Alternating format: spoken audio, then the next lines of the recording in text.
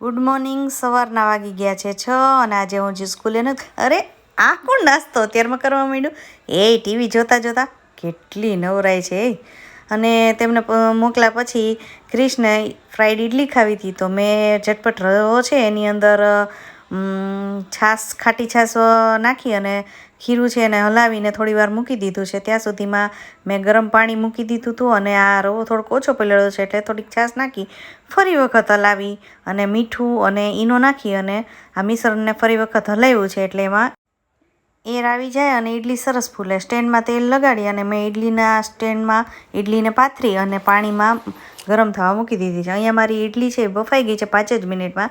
એના મેં ટુકડા કરી નાખ્યા છે અને હવે આ ટુકડાને તેલમાં રાઈ, જીરું, હિંગ નાખી અને વઘારમાં આ ટુકડા ફ્રાઈડ નાખી દેવાના છે એટલે સરસ મજાના ફ્રાઈડ થઈ જાય. અને ફ્રાય થયા પછી આ બહુ ટેસ્ટી લાગે છે. સાદી ઇડલી કરતાં એવી ઇડલી વધારે સરસ લાગે છે. ઘરે આવી તો છાપું પડ્યું હતું, સેલર પડ્યું હતું તો એ લઈ લીધું.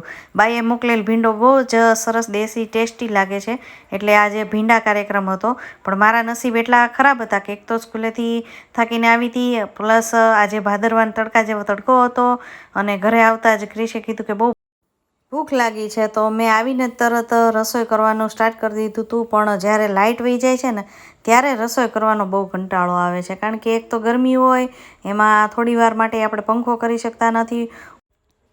ભાદરવાના તડકામાં જો લાઇટ વહી જાય તો અઘરું કામકાજ થઈ જાય છે.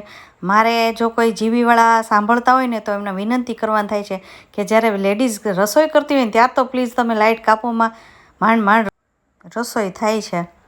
અહીંયા હું ગરમીમાં મારી રસોઈ કરું છું અને તમે જોઈ શકો છો કે આટલો બધો પરસેવો છે. મને ખબર છે તમે મારો લિપસ્ટિક જોતા છો, પણ હું રસોઈ કરતાં જ રીલ બનાવતી હોય છે. ઘણા મને પૂછ્યા કરે છે ને કે તમને આવો ટાઈમ ક્યારે મળે છે, પણ મને ખાસ તો રસોઈ કરતી વખતે જ હું મારી રીલ્સ બનાવતી હોઉં છું રસોડામાં. આ રસોઈ કર્યા પછી હું ગરમીમાં પલળી ગઈ હતી, પછી બેસીને મેં થોડીક હવા ખાતા રીલ બનાવી નાખી.